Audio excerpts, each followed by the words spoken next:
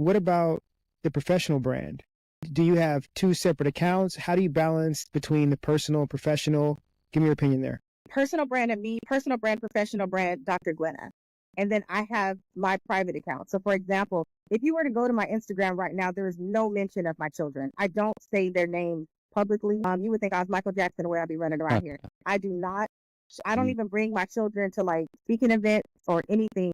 I've never, it was weird. I was pregnant. I was working as a therapist and I was pregnant. They're like, can we see the baby? No, you can't. Now back to your session. I'm very private when it comes to my family and my personal life. And I'm okay with that, right? There are things that I show, sure, but those things are for my personal private page.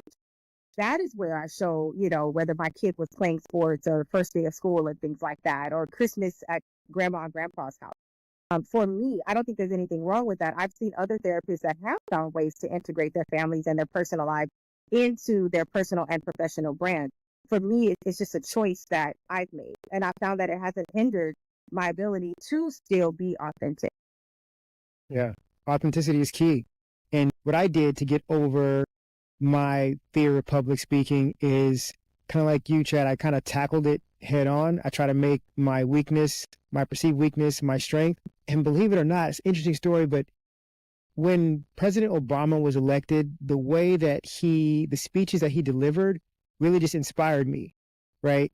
And then fast forward, I can't even say this, but with President Trump, I felt as though it didn't really matter. You can have the highest office in the land. You can use words out of context, right? And it's just like, for me, I was like, people are forgiving. So I know I may say things that are out of context and I may feel insecure about it, right?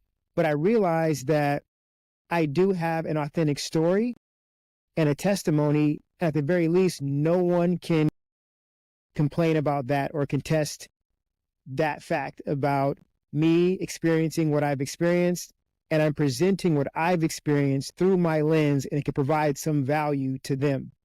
And so once I realized that, I said, okay, you know what? I just got to go through it. So reading Malcolm Gladwell, which is one of my favorite authors, his 10,000 hours to master a skill. So I just said, you know what? I just got to get through it. I'm going to go ahead and get through it and do as many speaking engagements as I can in order to perfect my craft. Same thing with this podcast. I met right? him. Believe it or not. Marcus. Yeah. He's an amazing man.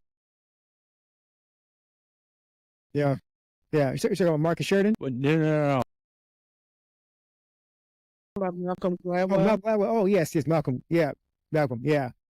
Yeah, I mean, he's amazing. I definitely like his work for sure. But after reading that book, it just reaffirmed my ability to hit the ground running, focus on showcasing my authenticity and at least my experience. And I can figure out the packaging later, right? So I just had to get through it, right? So I recommend that for anyone looking to step outside of their shell, focusing on, building their personal brand. Just the journey of 1,000 miles starts with what? The first step, right? So just get through it. And next thing you know, you'll look up and you'll be in Cambodia or you'll be in Moscow speaking or Istanbul, right? So just take the first step. That would be my recommendation there. All right. So I'm gonna hop off my soapbox. Moving on.